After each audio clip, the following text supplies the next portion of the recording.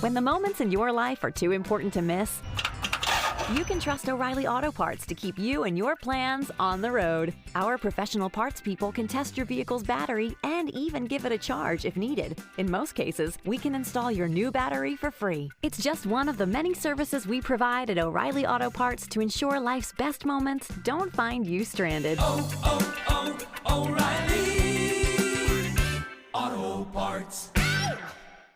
Ever notice how life's best stories don't happen in your living room? They happen on the open road, out on the water, or parked under the stars. At Progressive, they get that you want to focus on the experience, not worry about the what-ifs. That's why they offer quality insurance designed for your ride, whether that's a boat, RV, or motorcycle. Adventure with confidence. Visit Progressive.com and see how easy it is to protect your favorite way to get away. Progressive Casualty Insurance Company and Affiliates. Not available in D.C. Prices vary based on how you buy. I used to lie awake, tossing and turning. Then I added Magnesium Breakthrough by Bioptimizers to my nightly routine. Now they've launched Magnesium Breakthrough Advanced 10 with 10 bioavailable forms of magnesium, plus active vitamin B6 and ionic trace minerals to support uptake. Go to bioptimizers.com/hags and use code HAGS for 15% off. Every order is backed by their 365-day money-back guarantee, so you can try it with confidence.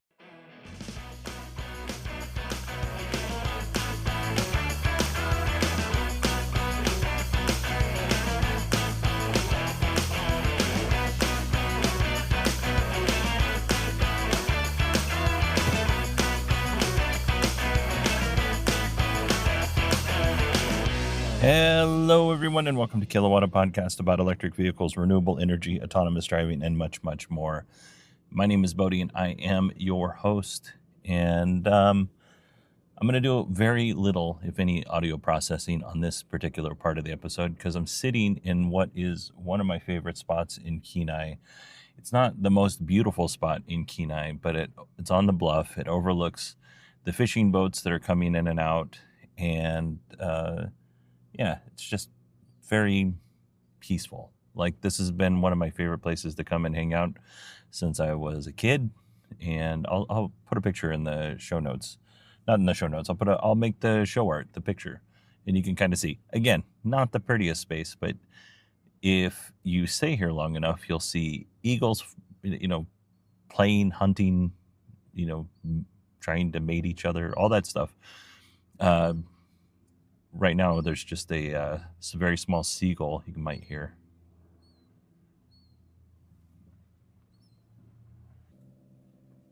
I'm going to keep the processing pretty low on this, like I said, just so you can maybe get the ambiance of where we are. I actually paused recording and I took a picture of one of the fishing boats coming in, and that's going to be the picture for the show art. But yeah, this is my happy place. Anyway, another place where I'm really happy is interviewing super talented and kind people. And one of those people happens to be Tom Appel. Tom hosts the Car Stuff podcast. He's also the publisher of Consumer Guide, the website consumerguide.com, where you can go and check out car reviews and all that good stuff. And we start off the podcast by talking a little bit about what Consumer Guide does. So I'm going to let Tom explain that, because obviously he's going to be able to do it better than me. But then we just kind of dive into everything Lucid and EVs in general, and we just kind of it's just really a conversation, and it was a fun conversation. So I really appreciate being able to have Tom on. So without further ado, let's go ahead and welcome Tom to the show. Hey, thanks for having me. Yeah, well, recently I was on the Car Stuff podcast, the Consumer Guide Car Stuff podcast. Why don't we start off with that? Because I talk about car stuff all the time on the show now. What is the Consumer Guide? Yeah, Consumer Guide, for people who don't know, goes all the way back to 1967. Obviously, we were print at the time because there simply wasn't anything else. By 1970, we had developed our Best Buy picks, and that sort of became the brand of Consumer Guide. Consumer Guide also, for people who maybe vaguely remember, used to review things other than cars, lawnmowers, chainsaws, watches. We did all that stuff. It became very hard to make a business case for reviewing things especially things that didn't have like a model year kind of introductions cadence. So we became just cars sometime in the aughts, and we've been going ever since then. We went print. We abandoned print in 2008. There was no money in that anymore. We used to have a monthly magazine that I really enjoyed working on. And the covers are kind of famous. If you're ever at a garage sale, you will see back issues of Consumer Guide sitting there. People collect those, which is kind of fun. But yeah, today we are a new car review site. We maintain our best buys. I review as many cars as I possibly can.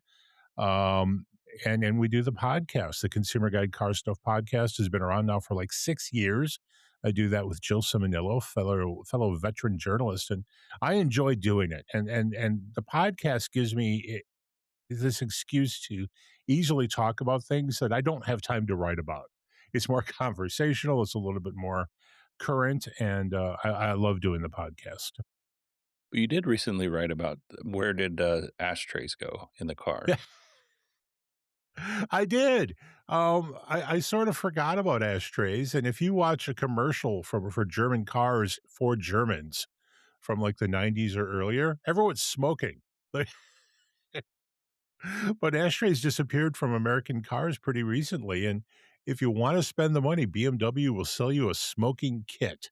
Uh, it's about $50. It gets you an ashtray that's actually fireproof, and it gets you, for the 12-volt outlet, an actual lighter. A thing that disappeared some years ago. For BMW, that seems downright reasonable. I would assume they would charge you $150 for it and then $5 a month so that you can light your cigarette. Yes. Yeah, there's a subscription to your cigarette lighter. But BMW's being very altruistic. All money goes back into cancer research and all that stuff, I'm sure. Yeah, I'm sure it's...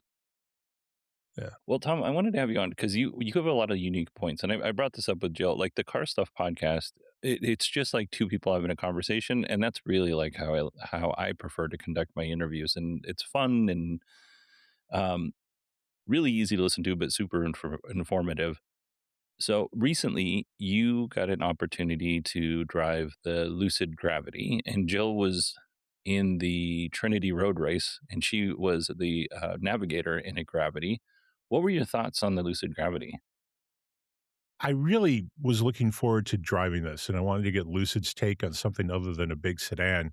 And I don't know what it was with Tesla and what it was with Lucid in terms of launching products that were large luxury sedans, a segment that is disappearing so quickly, it almost doesn't exist anymore.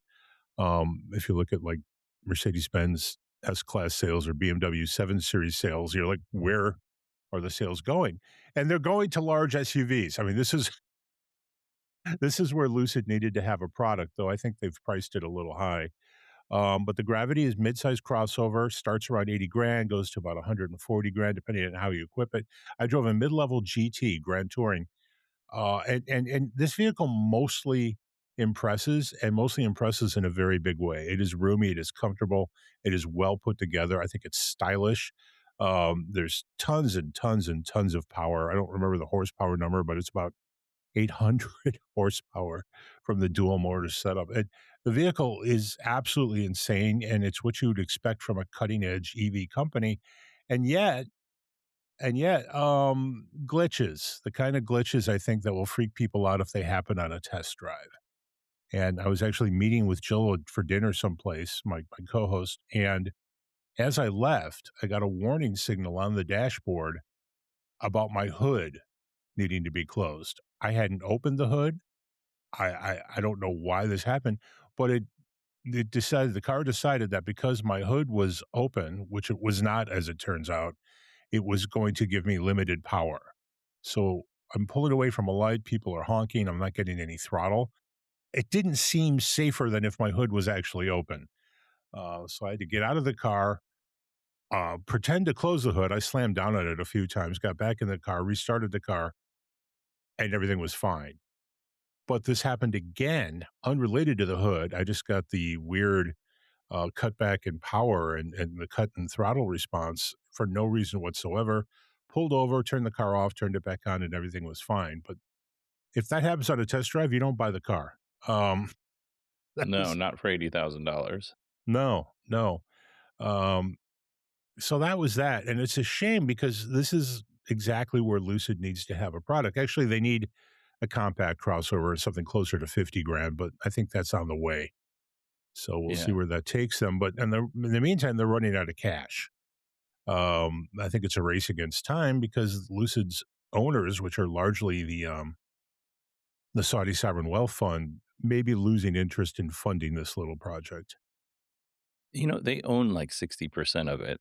And one of the Saudi princes, and I can't remember which one, just bought like 6% of the company, which which is no small amount. 6% doesn't sound like a lot, but it's a lot, Of a company, and he of a bought it company. himself. One Yeah. guy. Yeah, that's insane. So my general feeling is the Saudis will allow this to go for as long as they want. It's 5%. I was wrong. I was off by a whole percent. 19.5 million shares is all he bought.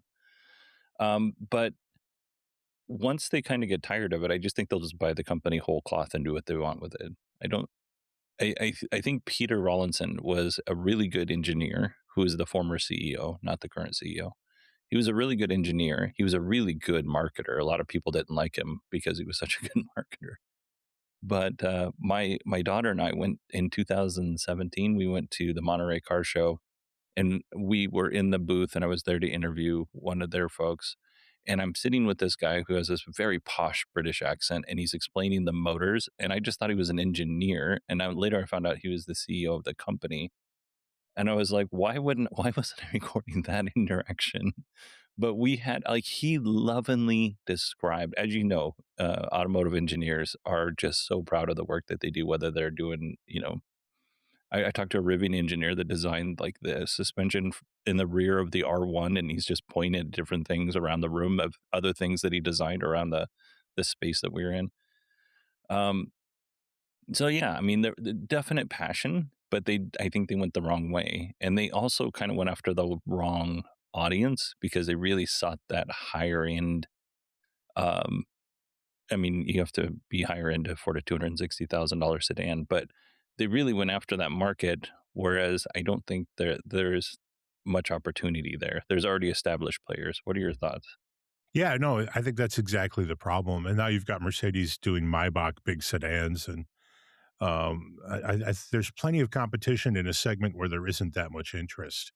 And also, in terms of the sedan, the Lucid Air, it covers a maddeningly huge financial square. It starts at 80 grand and goes to 250 grand plus options. You can't do that with one car.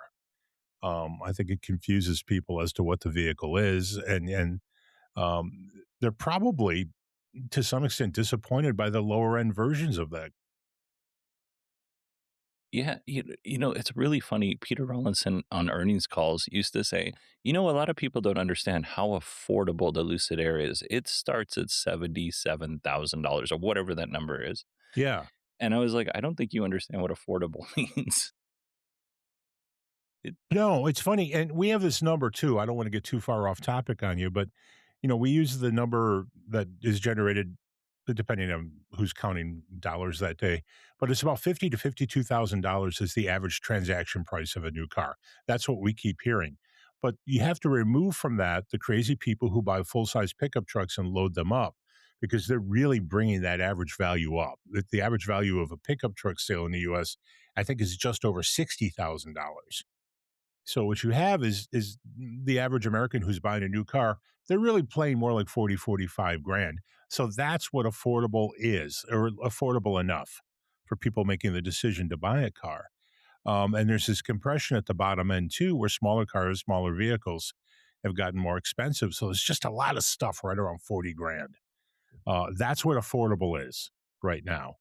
And it's tough for consumers to go much higher than that. And the crazy number now where something like 30% of all car loans are over $1,000 a month. That's a big commitment.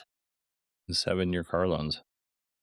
7-year car loans are crazy. Actually, that's a number now we're starting to talk about, is how upside down people are on their loans. And there's something like the average person who is upside down is $7,000 upside down. That's an enormous amount of money to roll over into a new loan.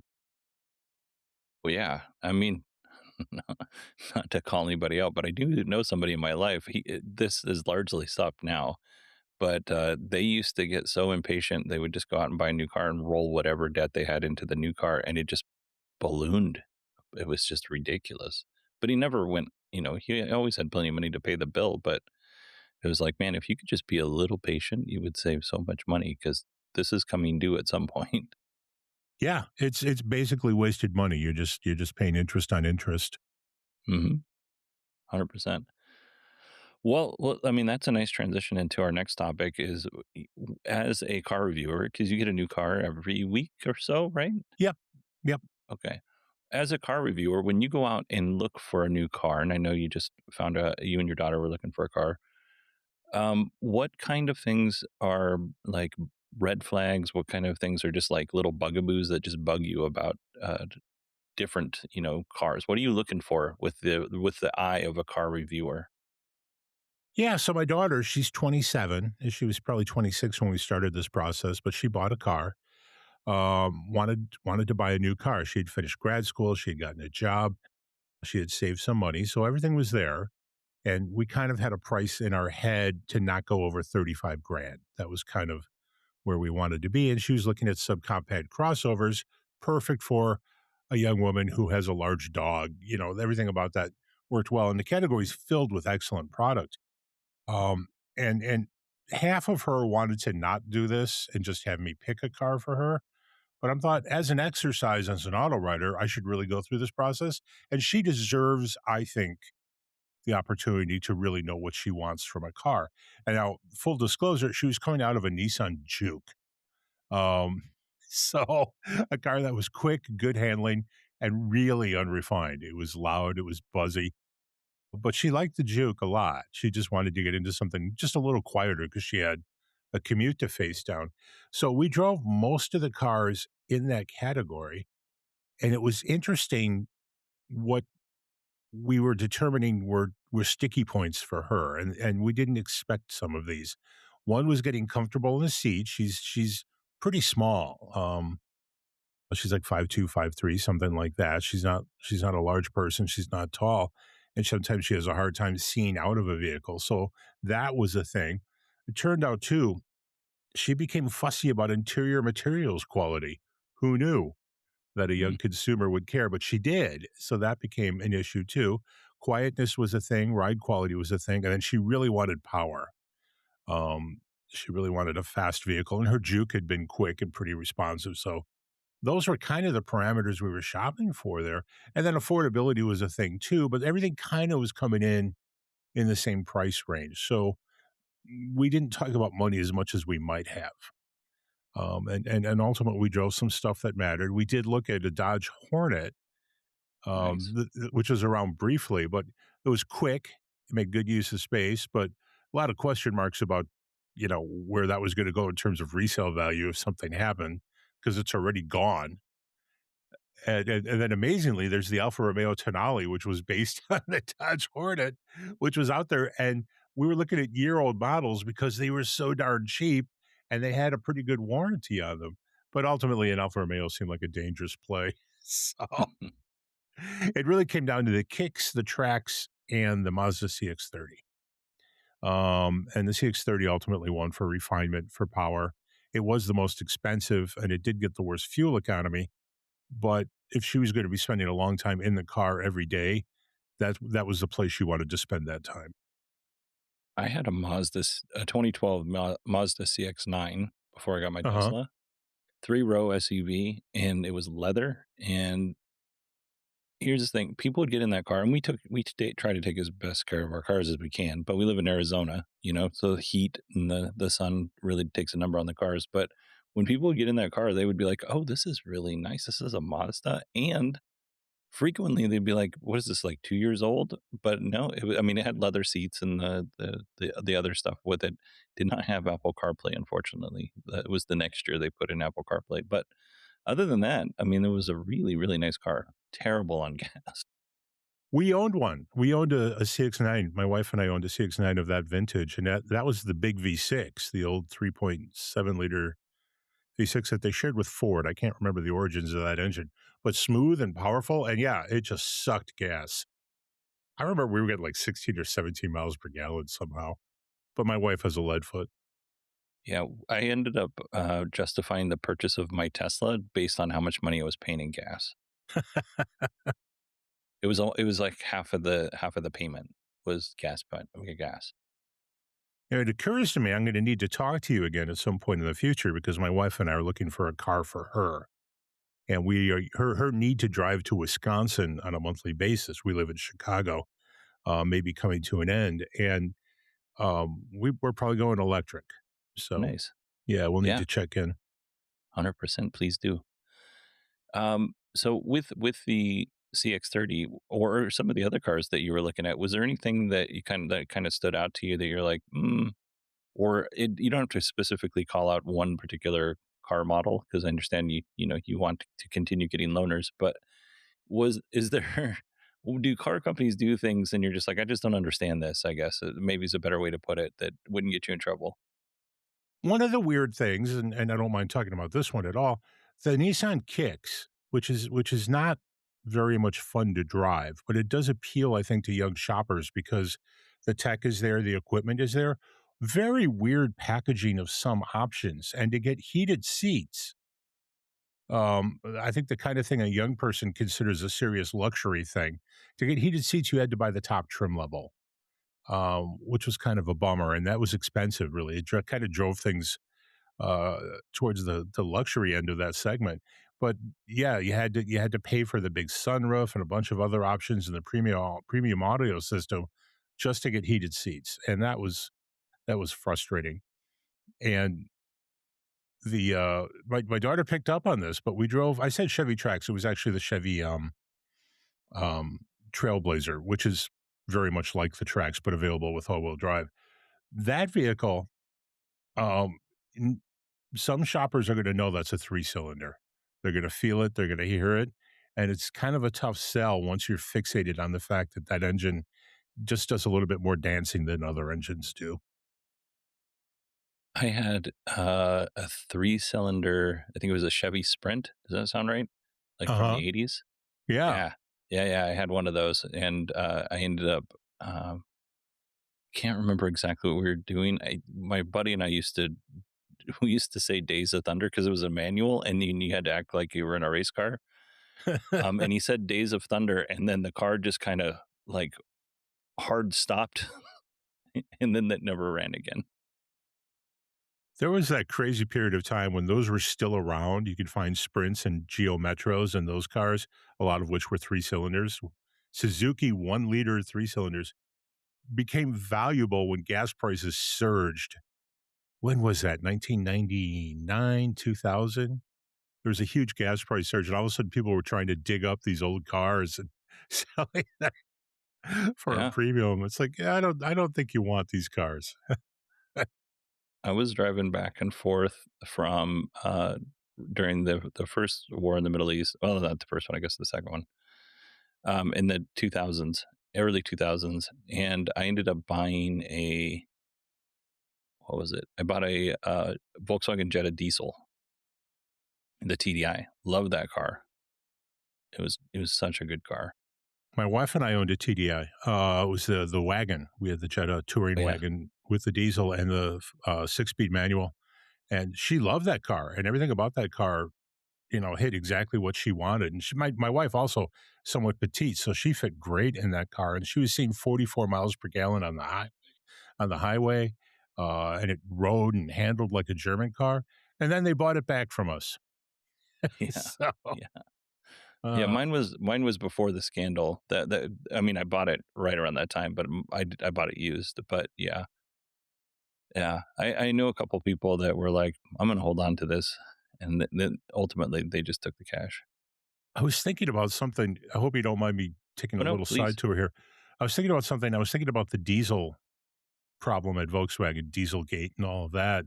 And one of the interesting things was how quickly their message pivoted from diesel to electric. Like just like that, they were the electric car company. And one of the things that they were talking about initially, and we all bought into because why not? They're talking about it, was the fact that they were going to become a manufacturer of diesel platforms for other companies. Not diesel, electric platforms for other car companies. And they were, I think it was the MEQ. I can't remember the chassis. Yeah, Uh, MEB. MEB. Thank you. Yeah, that architecture. And they were just going to sell it to everybody. And it was going to make Europe electric. And it was just so optimistic. And none of that happened. Well, we were all optimistic about electric vehicles in 2016, 2017 when that went on. I think the Bronco in Europe is based on the MEB platform. Okay. Yeah, I was thinking about that optimism too. And I remember just before COVID, the rollout of the F-150 Lightning, and everyone was excited about this vehicle. Of course, Ford was also advertising a $40,000 version of the car, a thing that lasted, a week. But they were all excited about it. They had 200,000 hand raisers. People were going to get this thing and be delighted with it. It had fantastic range, fantastic power, and everything about this was going to be good. And somehow I think COVID added to the pessimism, but they couldn't hold the line on prices. There was some delivery issues with more affordable versions of the vehicle, and then the world just lost interest in the F-150 Lightning. It was depressing because it was a pretty good vehicle. So I think there's a couple of different things on the Lightning. I mean, we're going to totally go off topic, but this is okay. This is the way it goes. I think there's a couple of things. Is that dealers were charging so much more over what the actual price was, and Ford would be like, "We're not going to give you any more cars," and obviously that wasn't true. But you could go and pick up a $75,000 truck for $100,000. I think that kind of sours people, and that kind of feeling sticks with you for a while. But on the other side, Ford, because of COVID and like you said, they did raise prices significantly. There was a promise of a $40,000 or $45,000 truck, and that truck was not compelling. The fire department I work for, they have a couple of the electric Ford trucks at the low end, whatever I can't remember what they call them. They're the Lightnings, but they're the work truck, whatever that's called. And they're fine. They're nice enough trucks. They have a little bitty tiny display and, whatever. They're good enough trucks. But they didn't cost $45,000 or whatever the Ford was saying they were going to start at way back when. No, I think they got to 60 and then they started rolling back the price a little bit. But also that price uncertainty makes it difficult to be a consumer. Why would you buy at any price point if you're worried about the price coming back down at some point? Mm-hmm. So, and it's not like the manufacturer is going to give you your money back. So, um, I think that confidence in the vehicle just fell away too. You didn't know what you were buying for what price. Actually, it's funny because Tesla was famous for changing prices all the time, but it was a really weird demand driven thing at Tesla, and they could do it quickly. Mm-hmm. Just because their distribution system is so efficient, not distribution, but their price and marketing and ordering system that they can literally change prices every day, which a regular Sometimes they manufacturer. Yeah. Yeah. And conventional manufacturers can't do that. But consumers seem to be okay with that for some reason. When my car dropped down to 48,000, that's when I bought it. I was like, nope, this is the time. And I've said this on the air several times. But my wife and I had a discussion about it, and I was looking at the Ionics and the EV6s and stuff. And she said, "You're going to do what you're going to do," and I said, "Cool." And she went on she went on a camping trip, and I thought the conversation was over. She did not, and I bought a car, and she's still with me. Oh, But this is a reminder to everybody. Make sure you understand what your partner means when they say something, because I mean, I was like, okay, well, I guess this conversation's over, but it was not. It was yeah. It's funny too. When we got married, my wife and I sort of determined that I would be allowed to buy a Jeep Wrangler, and I just wanted a Wrangler as a convertible. And when we got married way back in the '90s, the Wrangler was a simpler, more affordable thing, and you could, in fact, garage it and never put the top on it and stuff like that. And every year we got around to that point where it was a year later when she said I could go out and buy a Wrangler, and she seemed less and less convinced that it was a good idea. And I'm like, needless to say, I never bought a Wrangler. It never happened. But I really wanted a top off manual transmission Wrangler.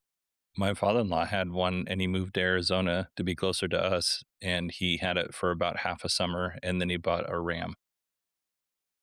Yeah. Turns out he was like, "Oh, this is no problem." He's like, "I drive around Reno all the time." I was like, "It's not the same. It is not the same." He's like, "I'll be driving." I was like, "Not when you're at a stoplight, and that stoplight's gonna feel like it takes forever." And it turns out, Yeah, that's a different conversation too, but the convertible has completely disappeared from the American landscape. mhm, I'm trying to think of affordable convertibles that are left. I think it's just the MX-5 Miata and the Mustang. is is the Camaro not? I don't know. Yeah, I we are without a Camaro at the moment. Are So we? yeah, there'll be a Oh, Camaro. There's a Camaro coming back that may not be a coupe. So yeah, that's something that's coming. But yeah, you have to be rich now to buy a convertible. interesting. Or you just need to own a chop saw. Or There, not a chop saw, but a sawzall. yes, You can do it. yeah, you could do that in a weekend.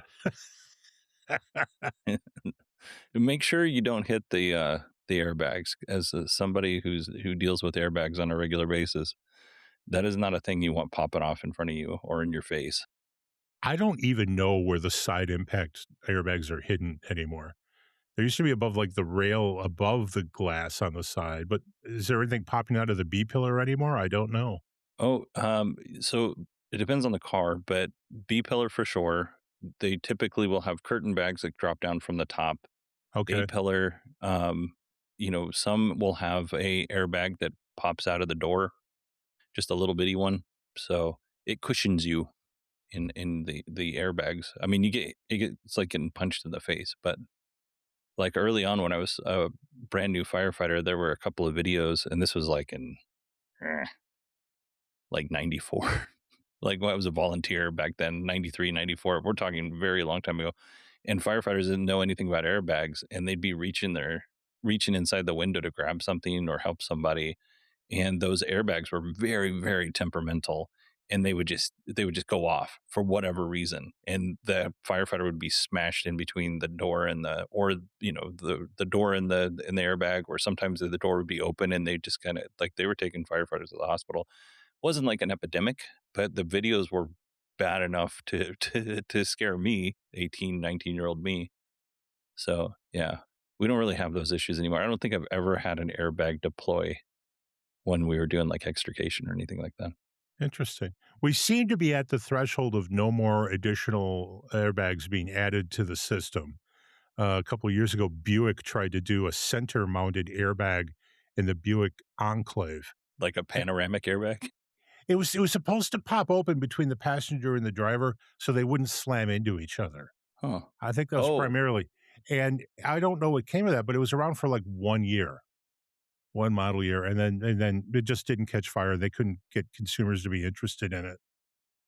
So that was that, and they're still talking about, I think, roof-mounted airbags for the rear seat passengers, but I don't know where that's going. It's a lot of added cost. yeah. Yeah, and I mean,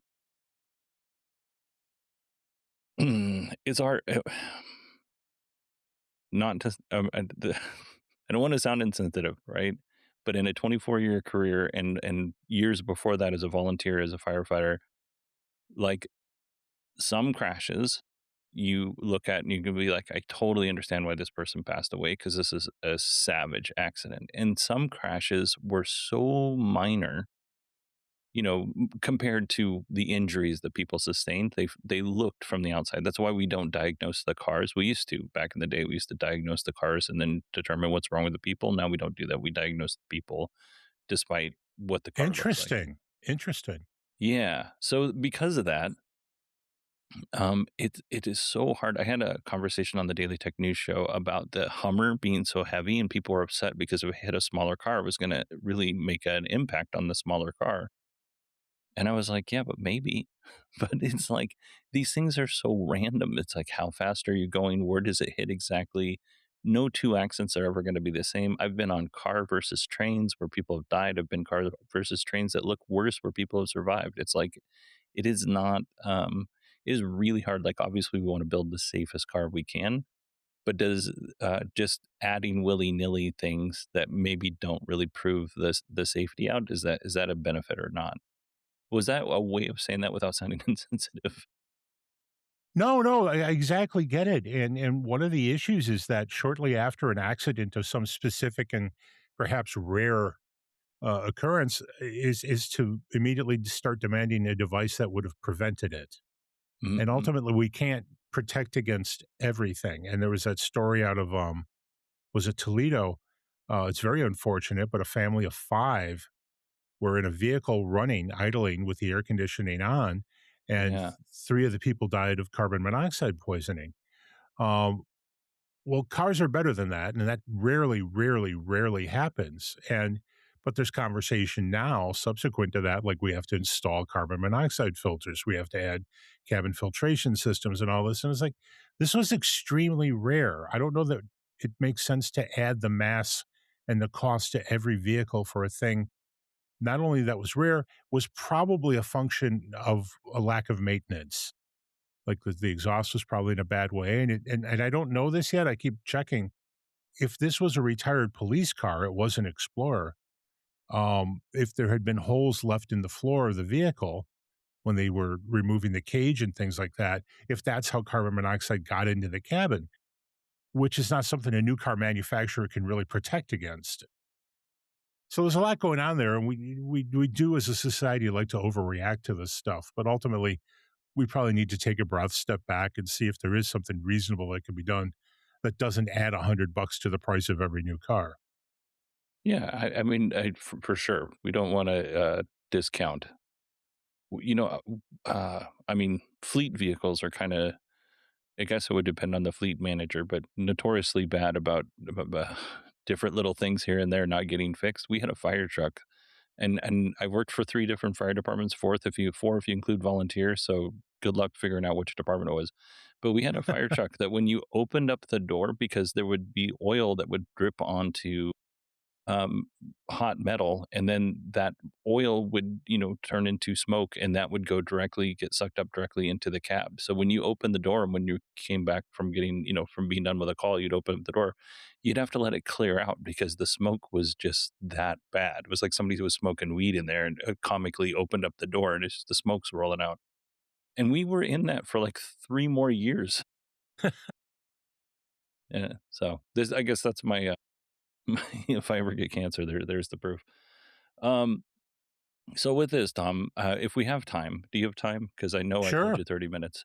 sure. Um, you kind of posed a question to me, and I thought it'd be a good way to end the discussion. Um, is the transition, and correct me if I'm posing this wrong, but is the transition to CCS or from CCS to NACS, is that causing confusion in the market and lower sales? Is that right? Did I just do a good job Yeah, there? yeah. I'm wondering, maybe even slightly worried that at a time where people who are looking at electric vehicles are probably scrutinizing them a little bit more than they might have back when there was a federal tax credit, if they're learning that the charging network is changing, and if that strikes them as a little bit confusing, or maybe this isn't the time, or it makes this period seem a little transitional, and they're just going to end up ultimately being less comfortable making an EV decision now, and maybe not. It just struck me as like there's the weirdness of the Nissan Leaf having both charging systems, which is a little weird. And that's going to ultimately be like something we point at 10 years from now and laugh at. Um, but I don't know. Buyer confusion, maybe. I mean, it could be in the, like, if you are looking at a vehicle, and everybody's committed to going to NACS. I don't know if everybody has in North America anyway. But if you're looking at like a CCS car, and you're like, well, I could buy this car. We'll say the Rivian R1S, for instance, because that's, as far as I know, still CCS, right? Okay. Um, I should probably make sure. Oh, it was the Explorer, by the way, that was on the MEB platform, not the Bronco in Europe. Okay. But anyway, if you're looking at a car that has a CCS port, but then you can, for about the same price, you can go over to this lot and buy a car that's got a NACS port. That's I would imagine that's probably affecting people's buying decisions more than I'm just going to wait to see how this thing kind of all sorts out because Tesla was able to open source or I don't know if it's quite open source. They opened it up, and then the Society of Automotive Engineers made it into a standard and that kind of thing. I don't know. I mean, I've not been to Chicago in a couple of years. 2019 was the last time I was there, but looking around at chargers around where I am, everybody's got both. Nobody has Chatamo anymore, but everybody's No, got both. no, I worry about Chatamo owners. I mean, those cars now are golf carts. You just keep them near the house. Yeah, Actually, most of them too didn't have any range anyway, so it hardly matters. no range, and we were talking about this before we hit record, and it's very slow charging. Yeah, we Consumer Guide was very fortunate being kind of a pioneering test organization in that we got Mitsubishi to lend us an IME for a year. And Nice. yeah, and it worked nicely. And we had employees that lived very close to the office, and they actually sort of rather enjoyed the experience. And we had a level 2 charger at the office, so we were able to keep that pretty well charged for the local people. But I live not that far from the office. It's like 17 and a half miles each way. But ultimately, if I had it for the weekend, I would have to charge someplace because I think the actual stated range was like 80 miles or something like that. Also, that Wow. car was way too small for me. Well, I actually I would love to talk to you more about the IME. I know you just recently had somebody on from Mitsubishi to talk about their Uh plans huh. for North America. So, where would people go to find out more information on the Car Stuff podcast and Consumer Guide? Yeah, so check us out at consumerguide.com. But you can download the Consumer Guide Car Stuff podcast anyplace. New episodes every Tuesday morning, very early.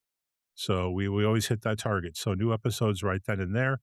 And that's the stuff. And we're in social media too. You can check out the Car Stuff Podcast Facebook page. We'd love to get more people there in on the conversation. We talk about our guests and things like that there. Awesome. Well, Tom, thank you so much for coming on. I really appreciate it. Well, the pleasure was mine. Thanks for having me. Love your podcast. Thanks, buddy. Appreciate you. Ever notice how life's best stories don't happen in your living room? They happen on the open road, out on the water, or parked under the stars. At Progressive, they get that you want to focus on the experience, not worry about the what-ifs. That's why they offer quality insurance designed for your ride, whether that's a boat, RV, or motorcycle. Adventure with confidence. Visit Progressive.com and see how easy it is to protect your favorite way to get away. Progressive Casualty Insurance Company and Affiliates. Not available in D.C. Prices vary based on how you buy. I used to lie awake, tossing and turning. Then I added Magnesium Breakthrough by Bioptimizers to my nightly routine. Now they've launched Magnesium Breakthrough Advanced 10 with 10 bioavailable forms of magnesium, plus active vitamin B6 and ionic trace minerals to support uptake. Go to bioptimizers.com/hags and use code HAGS for 15% off. Every order is backed by their 365-day money-back guarantee, so you can try it with confidence. There's a fire inside you can't ignore. Stand still? Not a chance. You're a lifelong learner who's come this far. Now, we're here to help you keep going further. Capella University. What can't you do? Visit capella.edu to learn more. Avoiding your unfinished home projects because you're not sure where to start? Thumbtack knows homes, so you don't have to. Don't know the difference between matte paint finish and satin? Or what that clunking sound from your dryer is? With Thumbtack, you don't have to be a home pro. You just have to hire one. You can hire top-rated pros, see price estimates, and read reviews, all on the app. Download today. Okie doke. I want to thank Tom for coming on the show and being so kind and generous with his time. I just like getting to know Jill and Tom has allowed me to get to know Sam Fiorani, who was on recently. And man, I can't even express my gratitude enough. So cool people. So, and then other people who found the show through Car Stuff Podcast. Other people that are listening to their show have come over to this show, and hopefully you go and listen to the Car Stuff Podcast because they talk about EVs quite a bit there, and I always learn something new, so I would imagine you would too. That is it for me today. I'm gonna roll up the window because the person who sat next to me or parked next to me got in the back seat and started smoking weed, which I don't necessarily have a problem with, but it's coming directly into my car. I'll just roll up my window here. But, oh yeah, my car. I forgot to mention this at the beginning. I'm not going to talk about it this episode, but I actually was given a rental car in Anchorage. It was a Chevy Bolt, 2023 Chevy Bolt. It has about 250 miles of range, and they gave me this at midnight, and I was like, all right, I don't know what the charging infrastructure looks like in Alaska. The last time I was here, I know there was a Tesla supercharger. I would imagine there are other super or DC fast chargers in the area. And I was right, but there was a little bit of a learning curve with this Bolt in charging in Alaska and remote areas. So we're going to talk about that next episode, and I'll give you my review, my retroactive review on a 2023 Chevy Bolt. I'm going to give you a little spoiler here. I actually really like this car. I don't like the look of the Chevy Bolt, but I'm really having fun driving it. So I could definitely see myself owning one. All right, everybody, thank you so much for listening to the show, and I will talk to you all soon.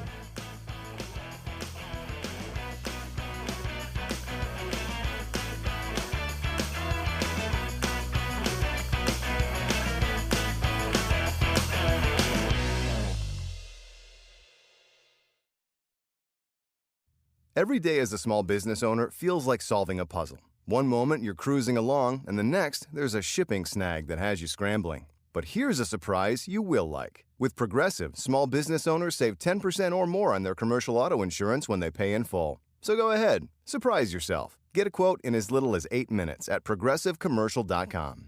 Progressive Casualty Insurance Company and Affiliates. Discounts not available in all states or situations. I used to lie awake, tossing and turning. Then I added Magnesium Breakthrough by Bioptimizers to my nightly routine. Now they've launched Magnesium Breakthrough Advanced 10 with 10 bioavailable forms of magnesium, plus active vitamin B6 and ionic trace minerals to support uptake.